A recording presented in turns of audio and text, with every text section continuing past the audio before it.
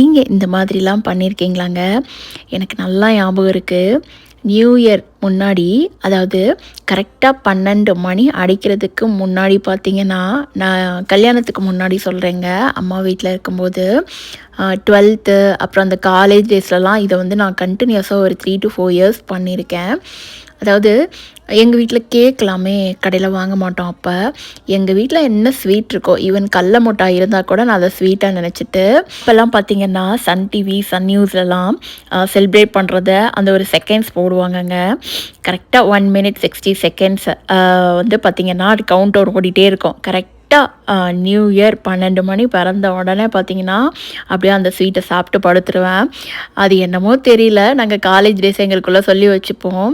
கரெக்டாக new year first வந்து நம்ம என்ன ஸ்வீட் சாப்பிட்றோமோ அந்த மாதிரி நம்ம லைஃப் இருக்கும் அப்படின்னு சொல்லிட்டு ஃப்ரெண்ட்ஸ் கூட சேர்ந்து ஒரு மெமரி கிரியேட் பண்ணுவோம் இல்லைங்க, அந்த மாதிரி இது வந்து எங்களோட நியூ இயர் மெமரிங்க.